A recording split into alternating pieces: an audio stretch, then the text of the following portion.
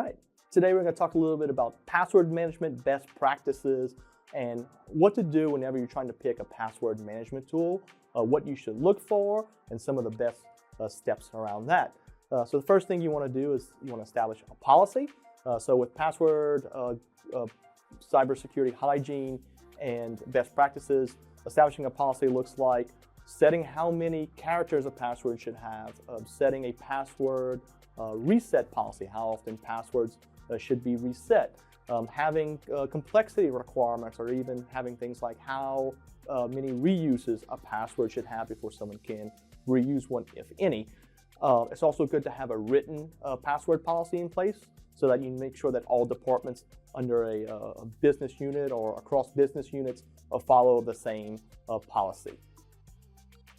When choosing a password management tool, it's important to look at not only how well it secures passwords, but also the feature set that comes with it. So password management tools normally use a very strong encryption to make sure that the passwords that you store in it are properly protected, but you also want to make sure that it has the features you're looking for. Features can include things like dark web password searches or reminders that passwords are expiring or that you're reusing the same password in multiple locations.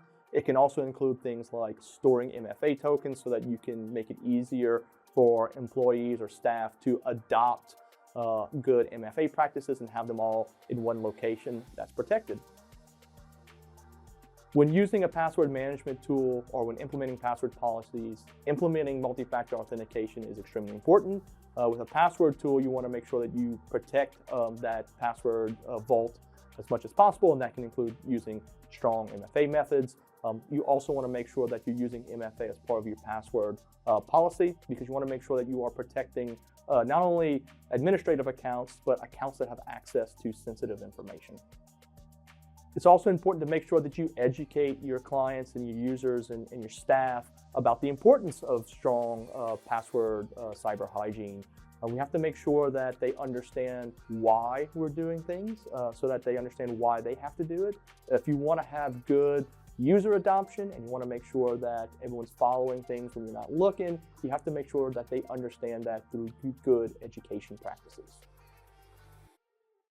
You're doing password management to follow your compliance regulations. So different compliance regulations like the Department of Defense's CMMC or DFORS or HIPAA or various privacy laws dictate to you that you should be following certain password policies, things like password resets or making sure that, that accounts have complex passwords or that you're using MFA are all parts of those strong regulatory needs.